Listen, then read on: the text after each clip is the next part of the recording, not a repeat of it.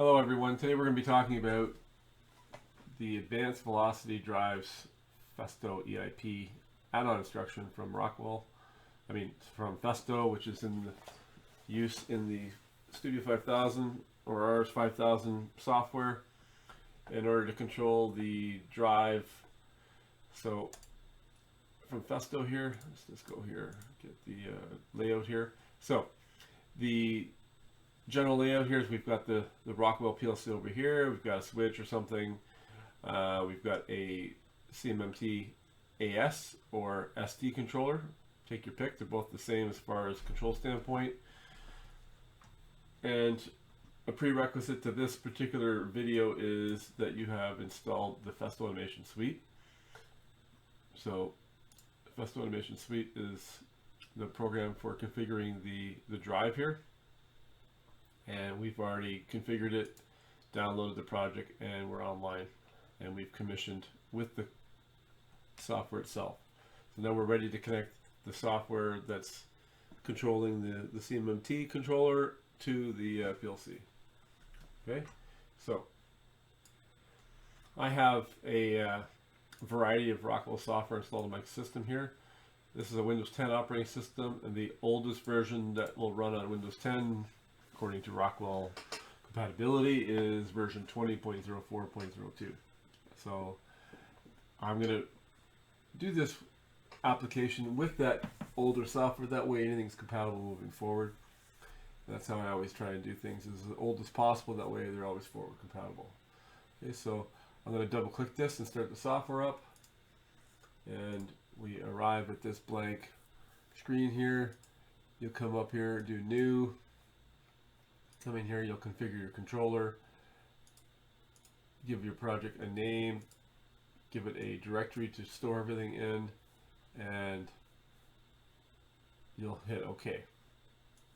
I'm going to open up a project that I just did that with.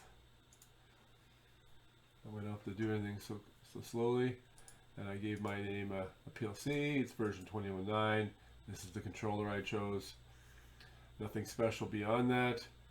I've got Ethernet ports and nothing else is in the program. Okay, you've got a general overview of the controller. You've got a main task, which is a continuous task. You've got a main program. You can have, I think it's 32 programs within a main task, and then within each program you can have many subroutines, or routines they call them, and each routine can have program scope tags, which means that only this routine here can see the tags that are in here. If you open that up, you'll see here that you can add whatever you want here, and it's a tag. Okay,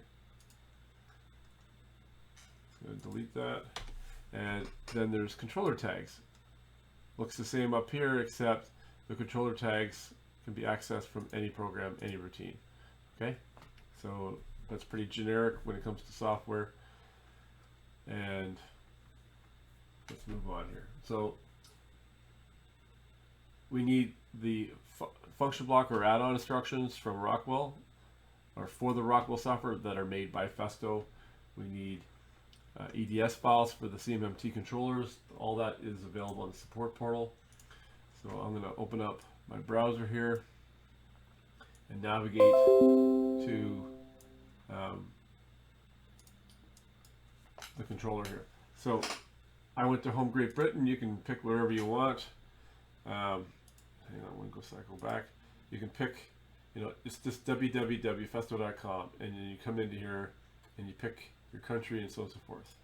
All right, and then at the top here you've got support downloads. Some of the Festo websites might be slightly different, but in general you want to get the support downloads. Then you come into here, type in CMMT, and we're looking for Ethernet IP controller in this particular case. Click on that, and then you're presented with technical documentation, expert knowledge, which is where app guides and stuff are, and then software. Software is what we're looking for. Previously in the older video, or the prerequisite video, I installed Festo Automation Suite and the plugins for it. In this case, we want to download the Rockwell function blocks. Okay, this is for these drives right here, and also the stepper drive, which is a little guy here. So you'll download this so that you have it. You'll download the firmware package. In this case, like I said in the previous video, I've got a slightly newer version of firmware, version 18. It works, everything I'm showing right now shows and works with version 17.08 as well. I just don't feel like going backwards with firmware. And anything else we've got, you can download the Festo Field Device tool, but you don't need it. It's all built into the Festo Automation Suite. So we've downloaded and we've got our offline files, okay? And we've unzipped the files to directories that are on our computers, okay? So the first thing we want to do is install the EDS file. So we've got the EDS file installation tool right here, which you can also start from the menu system, but I'm going to do it from within here because I just find it easier. So we'll start up the EDS installation tool software and hit the next button. We want to register EDS files and look in directories and folders. So give me 1 second here. I'm just going to copy a folder. I've got this folder right here, and I'm looking in subfolders. To hit the next button, you'll see here that we have two folders. We've got CMMT and we've got CMMT-ST. So servo and the stepper. Simply hit the next, and it will register the files. Okay. So that's been installed, and at this point right now, we can now add a new module. So if we come up to here, I'm looking for the CMMT-AS. Click on this, click on Create.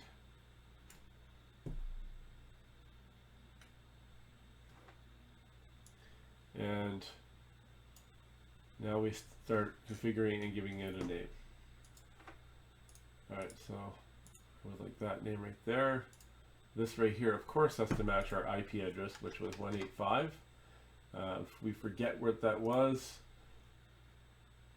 the field bus settings are right here, and in the scan tool right here, that's the IP address on the X19 port.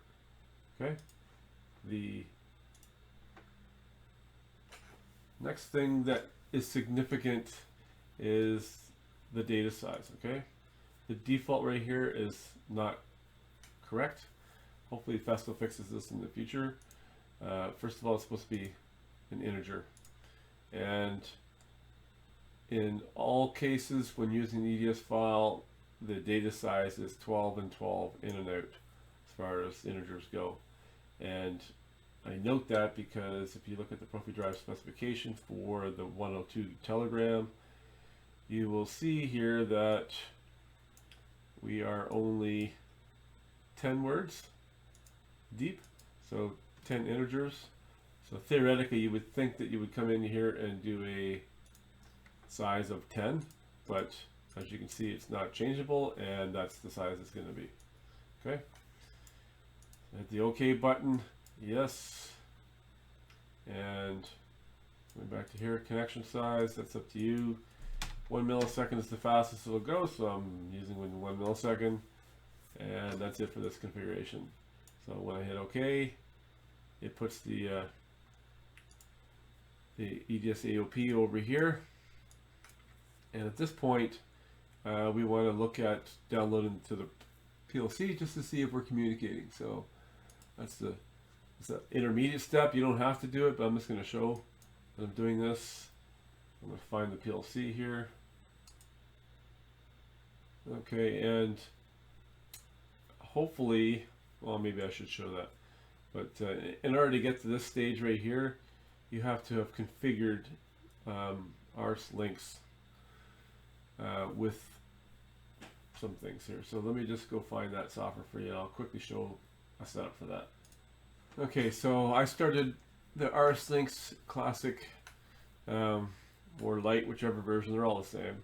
And before you can do anything with this and connect from your computer to your PLC, you have to configure drivers, and it's not that difficult when you're doing EthIP. So you simply come down here, click on EthIP driver, click on add new, it creates a new one, and then you get to pick the port that you want to use to go out on. So pick whatever port you want, and now it's running. I'm just going to delete that because I don't need it right now. And once you've done that, then you go to RS2, you can see what the driver is connected to. In this case, I've got 3 network cards. So I've connected them in various forms and so on and so forth. And the idea here is that this one I know will work. Got a couple unrecognized or unregistered EDS files, and this is the one I'm looking for.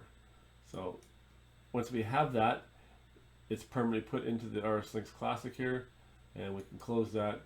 And that's way when we come into Logix here, we go to Who Active, that the options that were configured in RSLinx are actually there in the thing. So I'm going to say set path, which I've clicked down here.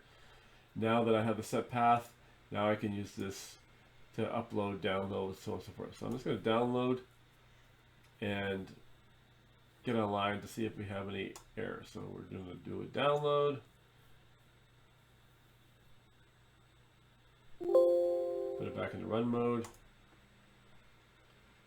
Double click on the device.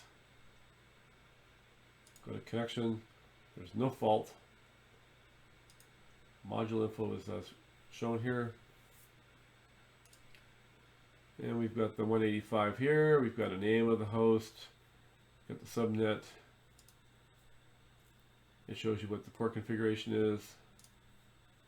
We're not using ring. And that's it. So we're good. We know that we've gotten to this step successfully, and we can just keep moving on. So I'm gonna hit the save button, which is key at all times. Hit the save button, and then go offline and continue on here. Okay, so the next step is going to be to import the add-on instruction that we downloaded from the Festo website. Okay, I've already unzipped that folder or installed it, depending what you had to do. I know where the path is, so that's not the right path. So I'm going to put a path in here, hit enter. It's taking me to this AOI right here. I'm going to click on import. I'm just going to say OK. Very straightforward. It will add data types and the add-on instruction right here on the left. Okay, so this has been done. If I open up the definition right now, we're version 03, created by Festo. Come into here. We've got individual bits and bytes and descriptions for each. And we're moving on. The next step here is to create a routine to put my code in. And I'm going to do that, and I'm going to call that. So I don't like to use this main routine to do any code other than to jump to other routines. So I'm going to say new routine, give it a name, ladder, hit OK. So now I've got a routine that's blank. This one over here, I'm going to do a JSR, which is jump subroutine. I'm going to say I'm going to jump to the main. I mean, not the main, sorry. I'm going to jump to the rotary routine here so that the continuous task here will scan and come into the main routine, which is linked to this program here, and the main routine will call all my other things. Okay, and I'm going to close this right now. Close this. Hit the save button. Open up my routine that's got nothing in it, and we can do two things. We have two options to get the code add-on instruction into the code here. So we can come up to the add-on here and we can click on this, simply click it and add it, or we can come over here and we can, drag and drop. All right, and when we get the add-on instruction here, it's probably important to note that there's a guide that comes with the add-on instructions. Let me just go find that real quick. Okay, in the unzipped folders of the add-on instruction, you will find this application note. It might look slightly different from this. This is like a preliminary thing.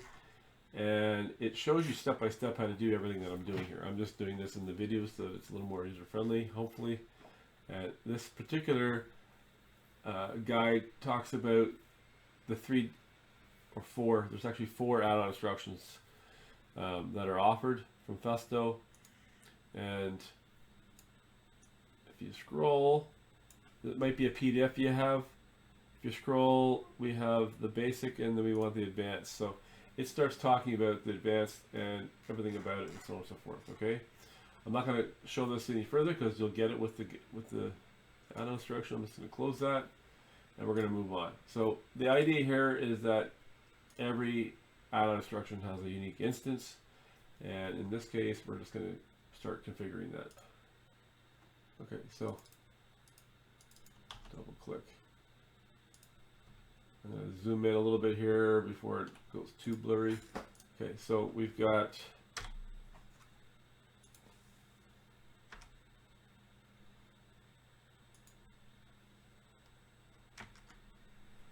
this is the add-on instruction here, and I'm giving this tag right here. I'm giving it. That's going to be the instance of this instruction here, and simply right click, new, and it'll give it the data type required. We're going to put it in to the PLC. I like to use controller scope tags in my samples, so you can put it wherever you want, but in my case I'm going to put it there, and at that point we move on. The next step is to assign the physical I/O. So this DRV status and control is to be linked to the outside world tags, and it's pretty straightforward. So you can go to the controller tags, do the drop down, and copy, come back. I just did a control tab here and paste, or you can come into here.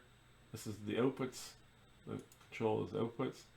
Come down to here, click on this, and it's there. So right now, without doing any other code, I could simply download, drop the code in, and start playing with the AOI and the axis, which I'm not going to do yet. I'm just going to give you a few more options here so that you can visibly see a little more information than what you would if you just look at the AOI. So what I'm going to do here is, when you have the tags here, this instance, okay, if you were to right click and go to monitor tags, you'll see here that there's quite the abundance of additional tags or members, okay? And you come into here, it's the same members. It depends whether they're read or write access. Basically, they're visible to the user. These are the tags that you would use throughout your code to control the one axis. And because these are connected to this particular axis, this is the axis that you're controlling, okay? And some are bits, some are bytes, some are words, some are whatever, okay? I'm just going to add a rung above it here and below it with a no operation on it, an OP, and I'm just going to drop in a couple of tags. And if you want to see how fast I type, look at that. I just typed that without even letting you see it, okay? And I'm going to add another rung. Just going to paste this in here. So, and then another rung below it. Okay. And what this is here is me showing the bits that are basically outputs. So, for example, power stage enable, you turn that on, it'll go to the controller and request that the power stage enable be turned on. So these are bits that I can use throughout my code for different things, different code. We've got a TorqueLimitPercent, we've got a VelocitySetpointPercent, which is this one right here, And then the feedback down here, theoretically I could put this down here because I like to have inputs and outputs top and bottom, but it gets a little, well, I could put it there. It gets a little convoluted. Anyway, I'm going to zoom out a little bit here. Actually, I'll stay zoomed in. So I don't need these rungs right here. I just put them there. That way you can see the description of the variables or the tags that are used in the code and have a better understanding of what you're looking at. So I'm going to hit the save button, and then at this point I can do a download.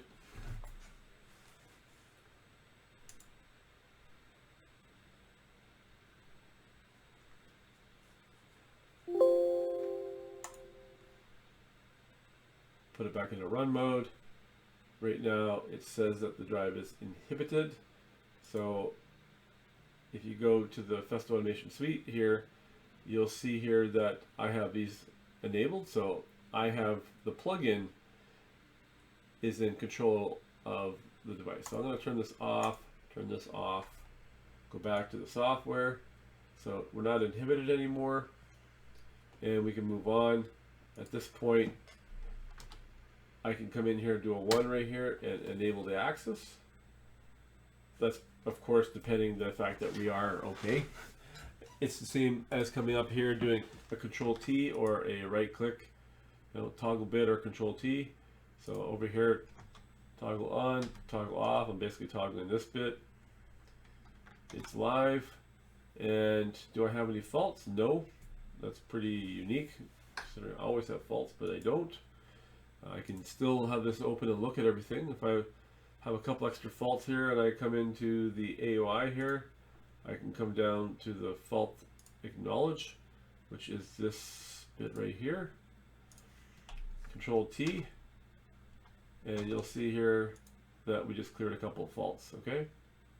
And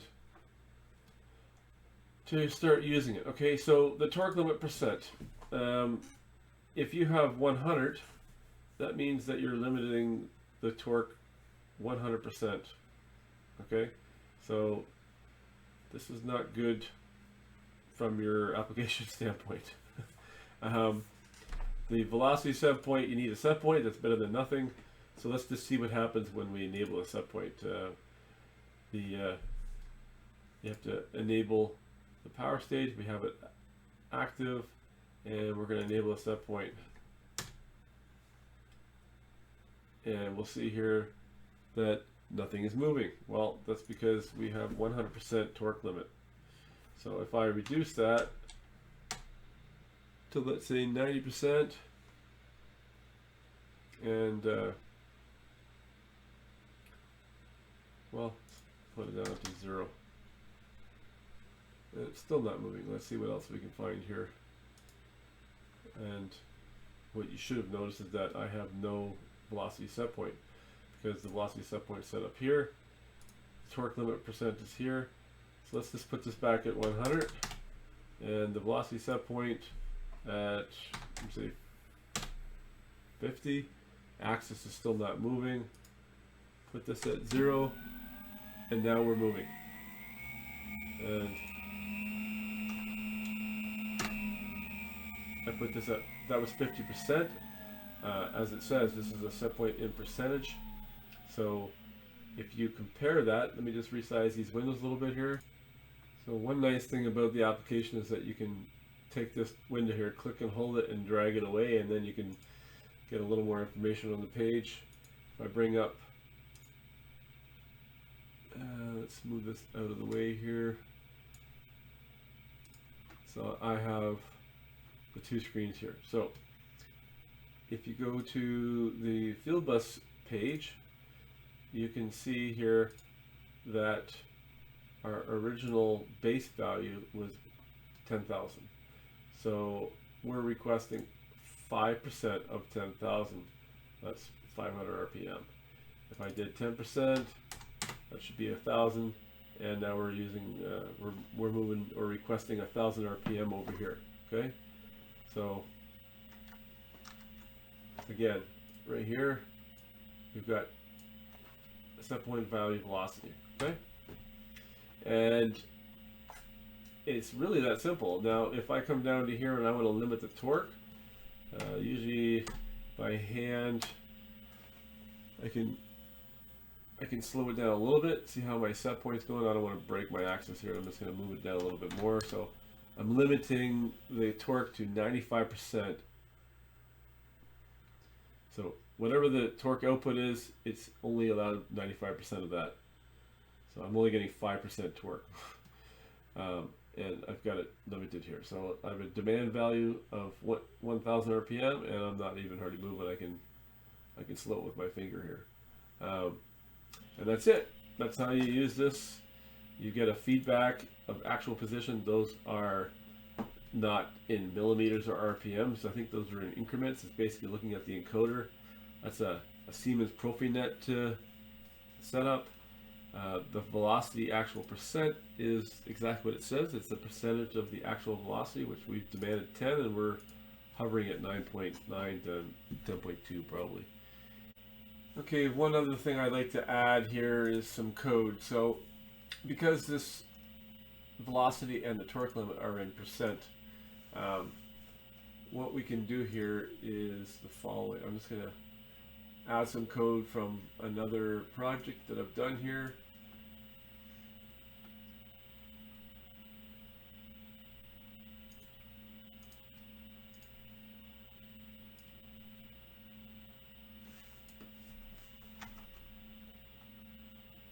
And I'm going to go offline real quick, and I'm just going to paste in some tags.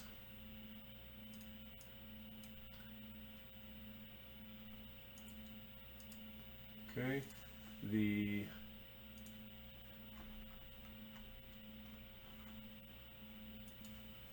whole point of what I'm showing you right here is to give you is to extract what is literally happening in the with regards to the percentage. Okay, and I missed one tag here, so I've got okay, so when you're looking online at the diagnostic area, the control, when we're connected,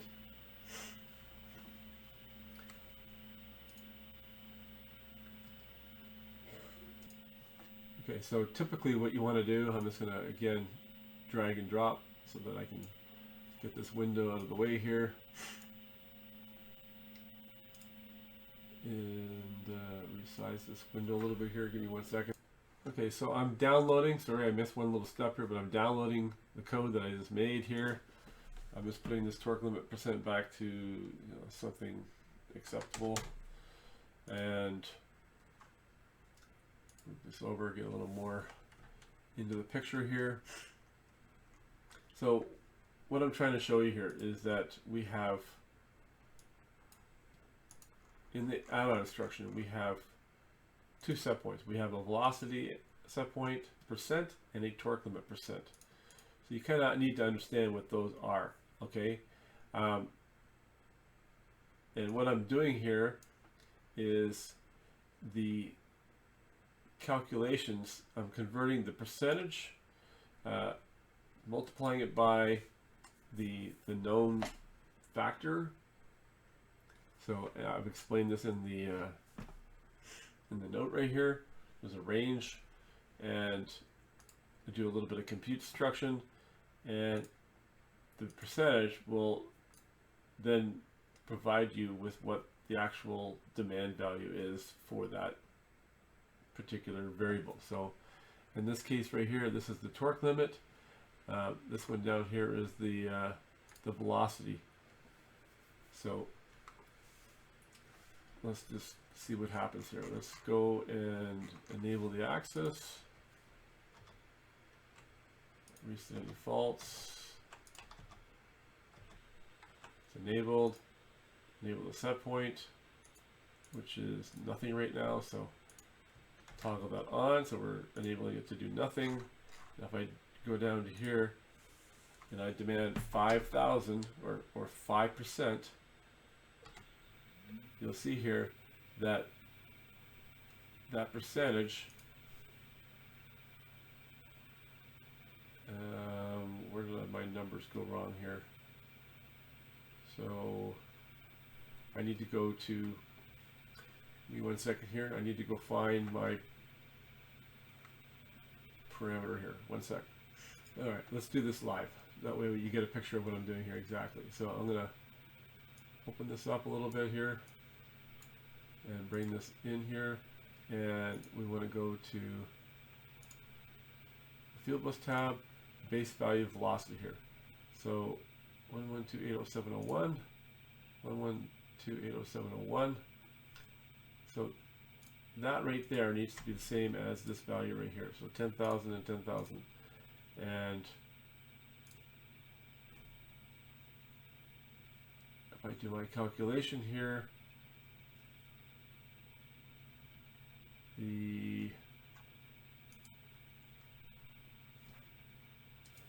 okay, and in the final compute instruction here, we have this rotary PX 112.807.01. So that's a value you have to manually input. So if I go to my tags here, go to my controller tags, go to the monitor, you'll see here that that particular tag I've set to 9,000.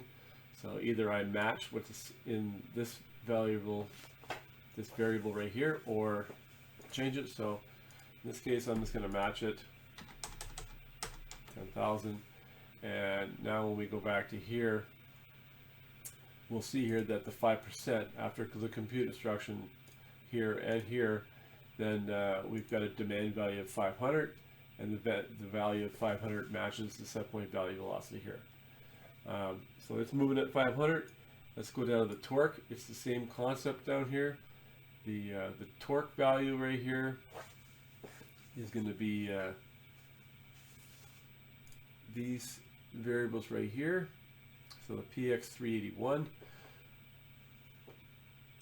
So if I go to the Festo Automation Suite software, I go to the parameter list, I type in 381. So P1 381, maximum motor or servo drive torque, which is 0.5472. And I make sure that the variable in my controller here is in fact that, which it is. And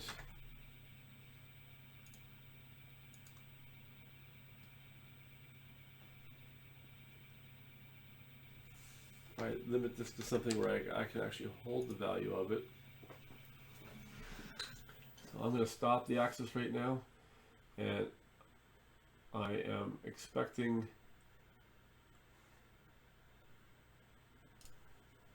something, but I have to configure here. I'm missing a torque. Where are you? Torque.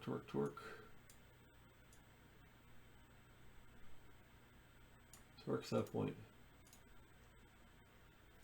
So if I go to torque set point, where did it go?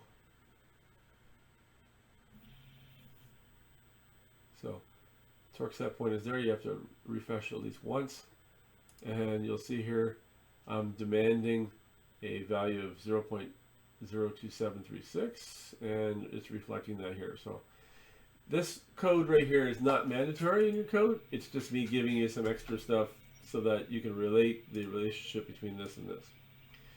The last thing I would like to mention is the fact that we do have, or Festo has another telegram. It's called the extended process data. And when you're looking at your project, let me just merge the projects here again. Put this back into the main program here and open this up wide. So this is the field bus tab right here. Let me just move this back over. And below that, we have extended process data. So those two variables that I just took in, you can set those up so those are streaming or pulled or process data tags. And that way you don't have to configure them manually. Those are just coming into your project. So that way if you ever change your controller here at all, then everything in your program will be reflected. So if you're looking to do something smart like this, just look for something called extended process data in the YouTube videos that I've done before, and you'll find the add-on instruction and how to use it.